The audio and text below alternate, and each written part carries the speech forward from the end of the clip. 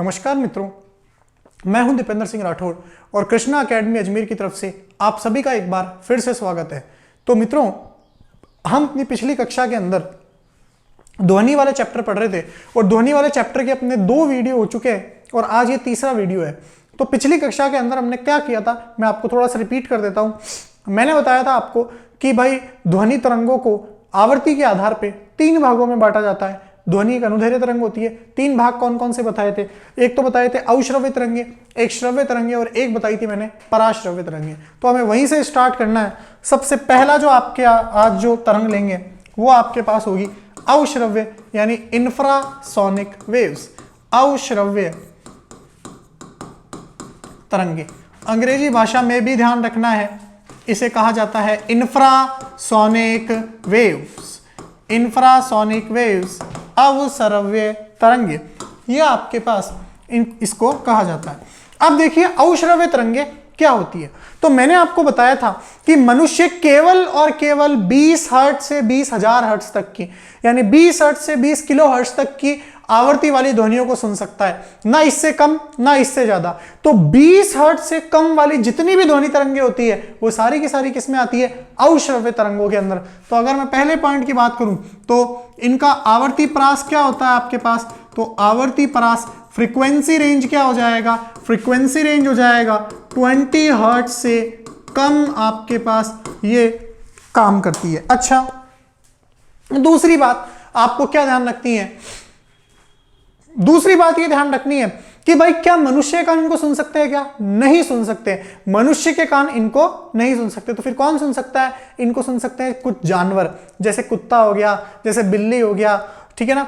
ये जो जानवर है वो इसको सुन सकते हैं, ठीक है। अच्छा, उत्पन्न किन के द्वारा की जाती है? ये उत्पन्न की जाती है बड़े स्रोतों द्वारा। कौन से बड़े स्रोत? जैसे हमारा हृदय एक बहुत बड़ा स्रोत है। इसके धड़कन की आवाज देखो, हृदय की धड़कन सुनाई नहीं देती, आपको महसूस होती है, आप धड़कन महसूस करते हो आपके पास। तो हृदय की धड़कन की आवृत्ति 5 हर्ट्ज से कम होती है ध्वनि तरंग की आवृत्ति, इसलिए आपके पास वो अश्रव्य तरंगे होती है, ठीक है। हाथी और या वेल मछली, इनकी जो सांस की आवाज होती है वो भी 5 हर्ट्ज से कम होती है, वो भी आपके पास महसूस की जाती है, अश्रव्य तरंगों के अंदर आती है। तो अश्रव्य तरंगे आपके पास मनुष्य के कानों द्वारा नहीं सुनी जा सकती, बड़े स्रोतों द्वारा उत्पन्न की जाती है। सुनी किसकी से जा सकती है? पशु द्वारा। पशु कौन से? आपके पास जो भी आपके पास कुत्ता होता है, बिल्ली होता है, इसीलिए आपने देखा होगा। अच्छा, भूकंपीय तरंगे जो होती है, भूकंपीय तरंगों की आवर्ती ध्यान रखना हमेशा 5 हर्ट्ज से कम होती है, इसीलिए जब भी कोई भूकंप आता है या प्राकृतिक आपदा आती है तो आपने देखा होगा कुत्ते जो होते हैं वो इधर से उधर भागने लगते हैं, ठीक है ना। आपने देखा होगा ना, ऐसे बोलते पुराने जमाने में जो हमारे बड़े बुजुर्ग है वो बोलते, बोले इनको समझ होती है, पहले से पता लग जाता है। तो पहले से पता कोई उनको भगवान कह के नहीं जाता कान में कुत्तों को कि भाई है ना भूकंप आने वाला है थोड़ी देर में, तो तू इधर से उधर भाग, ठीक है। ये क्या होता है कि वो जो तरंगे आती है भूकंपों के साथ में, वो तरंगे का आभास इनको हो जाता है, अपन को नहीं हो पाता। वो तरंगे इन्हें सुनाई देती है, हमें सुनाई नहीं देती। इसीलिए जो आपके पास कुत्ते होते हैं वो इन भूकंपीय तरंगों को सुन पाते हैं और हमें आगाह करते हैं वो इधर से उधर भाग के कि कुछ ना कुछ गड़बड़ है। चलिए, तो पहला पॉइंट क्या बोला मैंने आपको कि इनकी आवर्ती परास किससे कम होती है? 20 हर्ट्ज से कम। तो मनुष्य के कान इन्हें नहीं सुन पाते, मनुष्य के कान नहीं सुन पाते, ठीक है फ्रेंड्स, ये हमें ध्यान रखना है। अच्छा, दूसरी बात, तीसरी बात क्या आपके पास कि अश्रव्य तरंगे जो होती है वो मैंने आपके बताया मनुष्य कान नहीं सुन पाते, किनके द्वारा उत्पन्न की जाती है? तो स्रोत क्या है इसके? स्रोत है आपके पास, स्रोत जैसे हृदय की धड़कन, उसके बाद हृदय की धड़कन की आवाज, हाथी या वेल मछली द्वारा उत्पन्न। अच्छा, तीसरा मैंने आपको क्या बताया? पहला बताया हृदय की धड़कन, उसके बाद मैंने बताया हाथी या वेल मछली, दूसरा बताया भूकंपीय तरंगे, ये भी आपके पास अश्रव्य तरंगों में आती है। अच्छा, इनको सुन कौन सकता है? इनको कुछ पशु सुन सकते हैं, कुछ जानवर सुन सकते हैं। तो इन्हें कुत्ता, बिल्ली आदि पशु सुन सकते हैं। चलिए, तो ये आपके पास अवश्रव्य तरंगे होती है जिनकी आवर्ती परास 20 हर्ट्ज से कम होती है। मनुष्य कान इन्हें नहीं सुन पाते हैं। स्रोत होते हैं हृदय की धड़कन, हाथी या व्हेल मछली द्वारा उत्पन्न तरंगे या भूकंपीय तरंगे, और इन्हें कुत्ता बिल्ली आदि पशु भी सुन सकते हैं। चलिए नेक्स्ट अपन बात करते हैं अगली जो तरंगे हैं। अगली जो तरंग आती है वो आपके पास आती है ऑडिएबल वेव, जिनको अपन बोलते हैं श्रव्य तरंगे। श्रव्य तरंगे यानी अंग्रेजी भाषा में इसको बोला जाता है ऑडिएबल वेव्स। Audible waves. अच्छा, श्रव्य तरंगे जो होती है इनकी आवर्ती कहाँ से कहाँ तक होती है? इनकी आवर्ती होती है 20 हर्ट्ज से 20,000 हर्ट्ज तक। यानी इनकी जो आवर्ती परास है वो आवर्ती परास होता है आपके पास, आवर्ती परास अगर मैं बात करूं फ्रीक्वेंसी रेंज, तो आवर्ती परास आपका हो जाएगा 20 हर्ट्ज टू 20 किलो हर्ट्ज, यानी 20,000 हर्ट्ज। अच्छा, क्या इनको मनुष्य कान सुन सकते हैं क्या? बिल्कुल सुन सकते हैं। तो इन्हें मनुष्य के कानों द्वारा सुना जा सकता है। इन्हें मनुष्य यानी जो इंसान होते हैं मनुष्य के कान सुन सकते हैं। यानी ये आपके पास मनुष्य के श्रव्य रेंज में आती है। और ये इस क्वेश्चन की तरह भी आता है, ऐसा लैंग्वेज चेंज भी आता है, मनुष्य की श्रव्य परास क्या है, यानी ऑडिएबल रेंज क्या है जो सुन सकता है। 20 हर्ट्ज से 20 किलो हर्ट्ज आपके पास श्रव्य परास है। एग्जाम्पल्स तो सारे ही हैं जो हम मनुष्य रोजाना जो तरंगे उत्पन्न करते हैं वो सब किसके अंदर आती है? श्रव्य तरंगों के अंदर आती है। चलिए अब अपन तीसरी चीज की बात करते हैं। तीसरी जो तरंग है सबसे इंपॉर्टेंट, उसी की चर्चा करते हैं। तीसरी तरंग जो है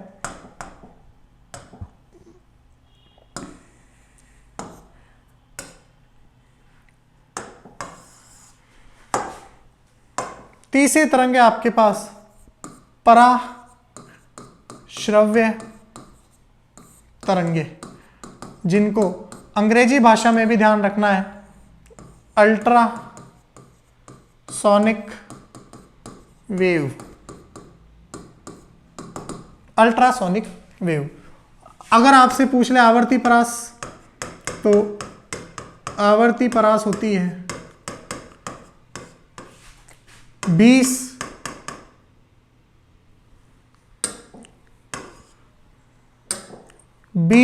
किलो हर्ट्ज से ज्यादा, यानी 20,000 हर्ट्ज से ज्यादा, ये इसकी आवर्ती परास होती है। अब देखो इतनी ज्यादा आवर्ती होती है, ठीक है, इसीलिए इनके अंदर ऊर्जा भी ज्यादा होती है। इतनी ज्यादा आवर्ती होने के कारण पराश्रव्य तरंगों में ऊर्जा भी ज्यादा होती है। मनुष्य कान इनको नहीं सुन पाते। इस ऊर्जा ज्यादा होने के कारण आपके पास क्या होता है? देखो सबसे पहली बात आपसे पूछ ले पराश्रव्य तरंगों की आवर्ती क्या होती है, तो आप बोलोगे 20 किलो हर्ट्ज से ज्यादा। क्या मनुष्य कान इनको सुन पाते हैं क्या? नहीं सुन पाते। लेकिन पशु होते हैं कुछ, वो कुछ पशु इनको जरूर सुन सकते हैं, जैसे हाथी हो गया, कुत्ता हो गया, बिल्ली, चमगादड़, ये जो है इन पराश्रव्य तरंगों को सुन सकते हैं, ठीक है ना। अब देखिए क्या होता है, इतनी ज्यादा आवर्ती होने के कारण इनके अंदर ऊर्जा भी बहुत ज्यादा होती है। इस ऊर्जा का उपयोग हम कई जगह करते हैं, इसलिए पराश्रव्य तरंगों का उपयोग बहुत जगह किया जाता है। तो अगर मैं बोलूं आपसे कि मनुष्य के कान सहन भी नहीं कर पाते और स्पष्टता सुन भी नहीं पाते, तो मनुष्य के कान नहीं सुन सकते, सहन भी नहीं कर सकते। दूसरी बात, तो फिर कौन सुन सकता है? पशु पक्षी, जैसे चमगादड़, हाथी, कुत्ता आदि सुन सकते हैं। चलिए, तो कुछ पशु, कुत्ता आदि इसको सुन सकते हैं। अगली बात देखिए, अगली बात क्या है कि भाई पराश्रव्य तरंगों की आवर्ती ज्यादा होती है, तो इनकी ऊर्जा भी क्या होती है? बहुत ज्यादा होती है। तो इनकी ऊर्जा अत्यधिक होती है, इनकी ऊर्जा अत्यधिक होती है, और ऊर्जा ज्यादा होने के कारण ही आपके पास इनका उपयोग कई जगह आपके पास किया जाता है। तो ऊर्जा ज्यादा होने के कारण इनका उपयोग कई जगह किया जाता है, वो अपन को ध्यान रखना है। और अब जो अपन पढ़ेंगे वो आपके पास इनका उपयोग ही पढ़ेंगे कि पराश्रव्य तरंगों का उपयोग कहां कहां किया जाता है, क्योंकि यही इंपॉर्टेंट क्वेश्चन है। तो पराश्रव्य तरंगों की आवर्ती परास क्या होती है? 20 किलोहर्ट्ज से ज्यादा। क्या मनुष्य कान को सुन सकते हैं? क्या नहीं सुन सकते। पशु पक्षी सुन सकते हैं, जैसे चमगादड़ हो गया, हाथी हो गया, कुत्ता आदि सुन सकते हैं, और इनकी आपके पास ऊर्जा जो होती है वो क्या होती है? बहुत ही ज्यादा होती है। चलिए अब अपन अगली चीज की चर्चा करते हैं, और अगला टॉपिक जो अपना है वो आता है पराश्रव्य तरंगों के उपयोग। तो अब अपन को पढ़ने हैं इनके उपयोग, पराश्रव्य तरंगों के उपयोग। चलिए अब देखिए पहला उपयोग। पहला उपयोग क्या है? तो देखिएगा फ्रेंड्स, पहला उपयोग क्या है। देखो कुत्ते जो होते हैं, वो कुत्ते आपके पास डॉगीज जो होते हैं वो 50,000 हर्ट्ज से ज्यादा तक की, आपके पास 50,000 तक की आवर्ती वाली पराश्रव्य तरंगों को सुन सकते हैं। इतनी ज्यादा आवर्ती वाली तरंगों को सुन सकते हैं।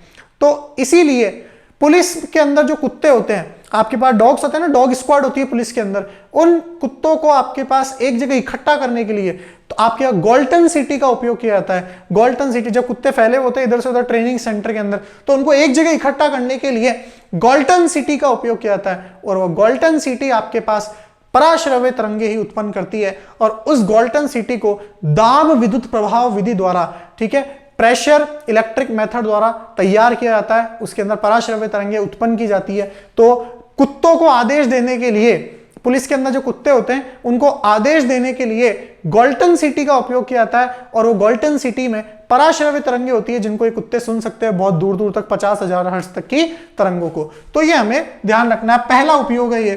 तो पुलिस में कुत्तों को आदेश देने के लिए गोल्टन सिटी का उपयोग किया जाता है, जो 50,000 हर्ट्ज तक की पराश्रव्य तरंगे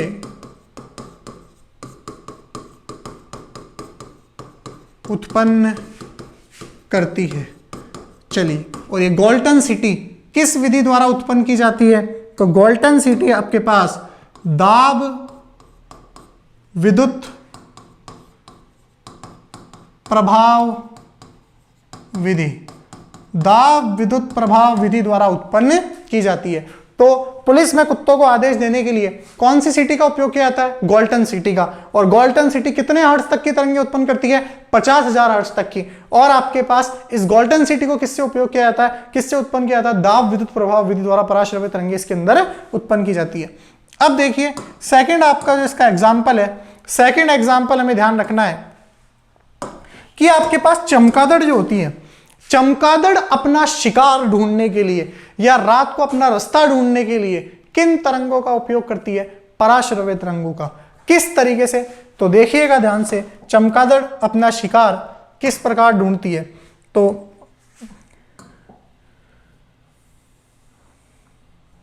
देखिएगा फ्रेंड्स, ये आपके पास चमगादड़ है। अब देखिए चमगादड़ आपके पास रात्रि के अंदर, चमगादड़ रात्रि के अंदर अपने शिकार की खोज में निकली है। तो अब क्या होता है कि चमगादड़ लगातार अपने मुंह से बैट्स निकाल रही होती है। बैट्स बोलते हैं, चमगादड़ जो आवाज निकालती है ना उसको बैट्स बोलते हैं। वो पराश्रव्य तरंगे लगातार निकालती रहती है अपने मुंह से। चमगादड़ पराश्रव्य तरंगे उत्पन्न भी करती है और सुनती भी है। तो पराश्रव्य तरंगे लगातार उत्पन्न कर रही होती है। अब देखो, ये है आपका जानवर, ये है आपका जानवर, ये आपके पास छोटा सा कोई भी कीट है, कोई पक्षी है। तो चमगादड़ क्या करती है आपके पास? चमगादड़, देखिए फ्रेंड्स मैं वापस बता रहा हूं आपको कि चमगादड़ जो है ये बैट्स उत्पन्न करती है, अपने मुंह से लगातार बैट्स उत्पन्न करती है। अब बैट्स क्या होती है? जो आवाज निकालती है चमगादड़, लगातार बैट्स निकाल रही है। ये देखिए आप, ये बैट्स आपको जो दिख रही होगी वो ये वाली होगी, ये लगातार आपके पास बैट्स निकाल रही है इस तरीके से, ये वाली, ये बैट्स निकाल रही है, आवाज निकाल रही है, ये आवाज जा रही है सीधी सीधी, ये तरंगे जाके इस कीट से टकरा गई, इससे टकरा गई आपके पास, ये आवाज, ये तरंगे जाके सीधी इससे टकरा गई, और इससे टकरा के ये देखो आप फिर से आपको वापस दिख रही होगी, इससे टकरा के ये वापस आ रही है इधर, ये वापस आ रही है, ये वापस आ रही है, ये इस तरीके से वापस आ रही है। तो ये आपके पास जो टकराते हुए वापस आ रही है, ये बैंगनी वाली इस तरीके से वायलेट वाली वापस टकराती हुई आ रही है, ये आपके पास इसको सुनाई दे जाती है पराश्रव्य तरंगे, और इसको पता चल जाता है सामने कोई कीट है। तो इसने मुंह से पराश्रव्य तरंगे निकाली, इससे टकरा के वापस आ गई, इसको पता चल गया सामने शिकार है, और उसको ये झपट्टा मार लेती है और खा लेती है। अब दिमाग में क्वेश्चन आएगा कि सर जरूरी थोड़ी ना है कि भाई ये कीट हो, सामने कोई दीवार हो उससे टकरा के आए तो दीवार को खा, फिर दीवार के टकरा के मर जाएगी। तो देखो इतना आप में भी दिमाग है तो चमगादड़ में भी मस्तिष्क है। एक छोटे पक्षी से जो टकरा के तो तरंगे आएगी और एक बड़ी दीवार से जो टकरा के तरंगे आएगी, उनमें अंतर तो होगा ना, उनमें इतना बड़ा अंतर होगा। या कोई भी आपके पास दीवार, कोई मंजिल उसके सामने है, कोई बिल्डिंग है, तो उससे टकरा के जो तरंगे आएगी वो बहुत ज्यादा मात्रा में आएगी, और इस पक्षी से टकरा के जाएगी देखो छोटी छोटी, बिल्कुल छोटी छोटी आ रही है, और जो दीवार से टकरा के आएगी वो बड़ी बड़ी आएगी, तो उसको ज्यादा सुनाई देगी, तो उसको पता चल जाएगा मूर्ख नहीं है इतनी कि भाई दीवार है सामने या फिर पक्षी है। तो ये हमें ध्यान रखना है, ये आपके लिए चित्र के माध्यम से आपको समझ में आना चाहिए। बैट्स निकाल रही है और इससे टकरा के बैट्स वापस आ रही है, और इसको इस प्रकार आपके पास सुनाई देता है। चलिए फ्रेंड्स, तो ये अपन को ध्यान रखना है। अब ये सेकंड एग्जांपल है आपका कि चमगादड़ पराश्रव्य तरंगों के द्वारा ही अपना भोजन ढूंढती है, या फिर आपके पास अपना भोजन या फिर अपने की रास्ता ढूंढने के लिए इसका उपयोग करती है। तो चमगादड़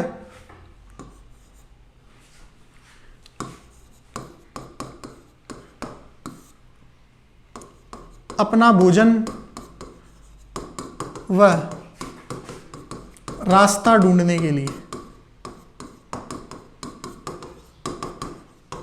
चलिए ये आपके पास इसका दूसरा उपयोग होता है, जो है चमगादड़ का अपना रास्ता व भोजन ढूंढना। अब देखिए तीसरा उपयोग क्या है। तीसरा उपयोग है जितने भी ब्लड से रिलेटेड ऑपरेशन होते हैं, जितने भी रुधिर रहित ऑपरेशन होते हैं जिनमें ब्लड नहीं निकलता, वो सब किसके द्वारा किए जाते हैं? पराश्रव्य तरंगों के द्वारा किए जाते हैं। तो रुधिर रहित ऑपरेशन में, जिनमें ब्लड नहीं होता, ब्लड नहीं निकलता, रुधिर रहित ऑपरेशन के अंदर ऑपरेशन करने में, रुधिर रहित ऑपरेशन करने में। और आपके पास चौथा क्या है?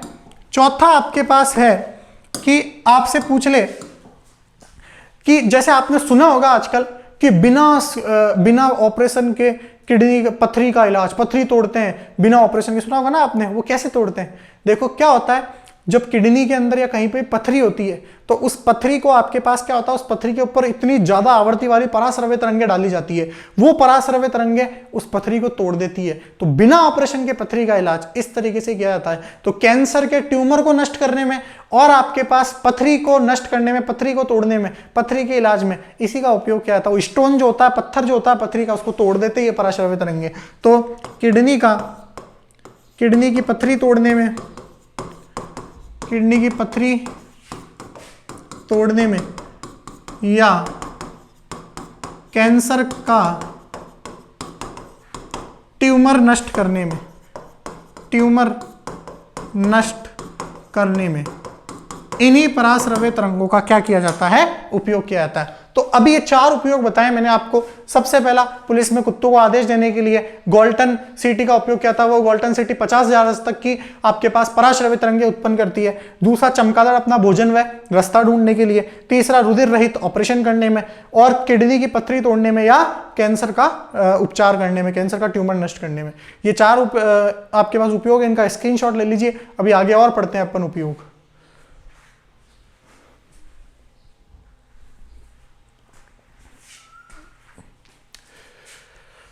चलिए तो अब अपन आगे पढ़ते हैं। देखिए नेक्स्ट जो आपके पास 5th नंबर का उपयोग है, देखिए क्या होता है कि दूध या जितने भी आपके भोज्य पदार्थ होते हैं, जो आपके खाने वाले पदार्थ होते हैं, दूध या फिर भोज्य पदार्थों को जीवाणु रहित करने में, यानी बैक्टीरिया लेस करने में, उनके अंदर कोई बैक्टीरिया ना हो, उसके लिए किसका उपयोग किया जाता है आपके पास? उसके लिए पराश्रव्य तरंगों का ही उपयोग किया जाता है। तो दूध व आपके पास दूध व भोज्य पदार्थों को, दूध व भोज्य पदार्थों को जीवाणु बैक्टीरिया लेस, जीवाणु रहित करने में इसी का उपयोग किया जाता है। छठा उपयोग, नेक्स्ट उपयोग आपके पास ये है कि भाई आपने देखा होगा एयरपोर्ट पे बहुत ज्यादा कोहरा हो जाता है सर्दियों के दिनों में, तो उस कोहरे को दूर करने के लिए पराश्रव्य तरंगों का उपयोग किया जाता है। तो ये भी अपन को ध्यान रखना है, एयरपोर्ट से कोहरा मुक्त करने में, एयरपोर्ट से कोहरा मुक्त करने में भी किसका उपयोग किया जाता है? पराश्रव्य तरंगों का उपयोग किया जाता है। तो ये हमें ध्यान रखना है। चलिए नेक्स्ट आपके पास अगला उपयोग है, वेरी वेरी इंपॉर्टेंट, सबसे ज्यादा पूछा जाने वाला एक उपकरण है। उस उपकरण का नाम है सोनार। सोनार क्या होता है? ये सोनार, इस सोनार एक उपकरण है जिसके अंदर पराश्रव्य तरंगों का उपयोग किया जाता है। बहुत बार पूछा जाता है, सबसे ज्यादा इसकी डेफिनेशन ही पूछी जाती है, फुल फॉर्म। तो आपको फुल फॉर्म याद रखनी है। फुल फॉर्म क्या है? साउंड ऑफ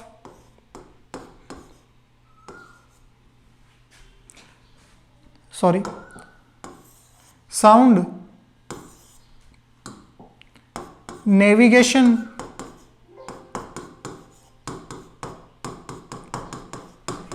एंड रेजिंग, ये आपके पास इसकी फुल फॉर्म होती है, साउंड नेविगेशन एंड रेजिंग। अब ये होता क्या है?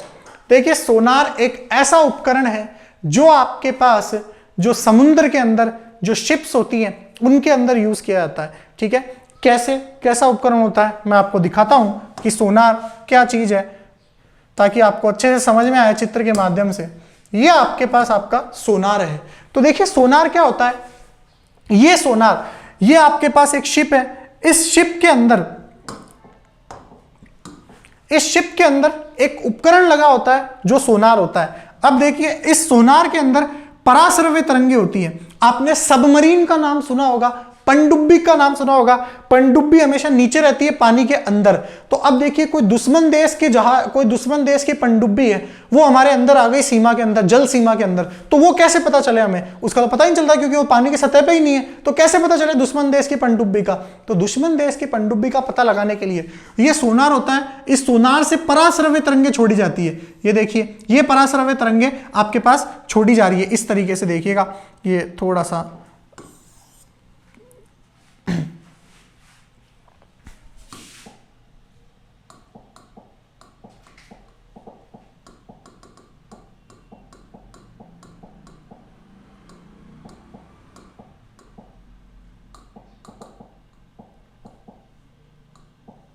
देखिएगा, एक बार वापस देखते हैं।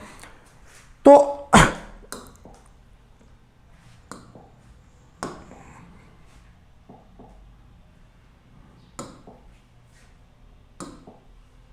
ये आपके पास सोनार है।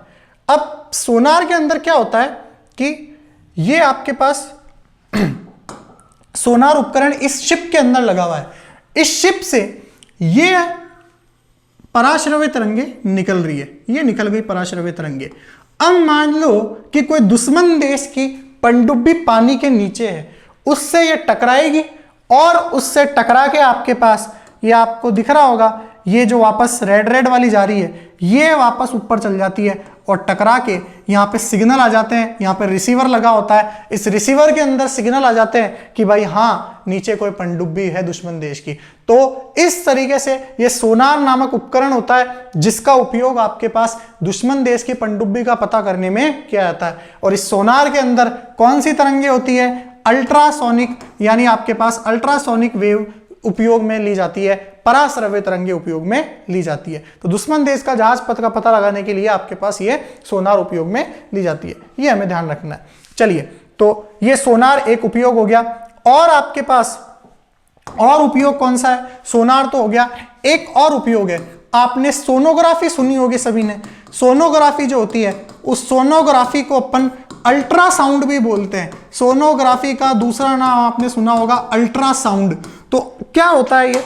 सोनोग्राफी आपने कभी कराई हो तो सोनोग्राफी के अंदर पराश्रव्य तरंगों का उपयोग किया जाता है। क्यों? पराश्रव्य सोनोग्राफी का उपयोग क्या होता है? सोनोग्राफी क्या करती है, अगर आपके पथरी है तो कहां पथरी है उस पथरी का पता लगाती है, किडनी में है किसी दूसरी जगह है, कैंसर है तो कैंसर का ट्यूमर कहां है आपके पास उसका पता लगाती है। तो सोनोग्राफी कोई इलाज नहीं है कि कोई इलाज कर दे आपके पथरी का, वो पता लगाती है पथरी कहां पे है। तो इस सोनोग्राफी के अंदर पराश्रव्य तरंगे होती है, पराश्रव्य तरंगे आपके पास डाली जाती है और पराश्रव्य तरंगे उस पथरी से टकरा के आएगी तो पता चल जाएगा हमारे को कि भाई यहां पे पथरी है। तो सोनोग्राफी के अंदर पराश्रव्य तरंगों का उपयोग किया जाता है, इसलिए इसको अल्ट्रासाउंड बोलते हैं क्योंकि अल्ट्रासोनिक वेव का उपयोग किया जाता है। अच्छा, एक उपयोग और है सोनोग्राफी का जो एक इलीगल उपयोग है यानी अवैध उपयोग है, वो कौन सा है आपके पास? गर्भ के अंदर ही भ्रूण के लिंग का पता लगाने के लिए, यानी जन्म से पहले ही पता लगा ले कि लड़का है या लड़की, वो जो की जाती है उसको आपने सुना होगा अल्ट्रासोनोग्राफी बोलते हैं, वो इसी का नाम है आपके पास अल्ट्रासोनोग्राफी। इसी पराश्रव्य तरंगों का इसमें यूज किया जाता है।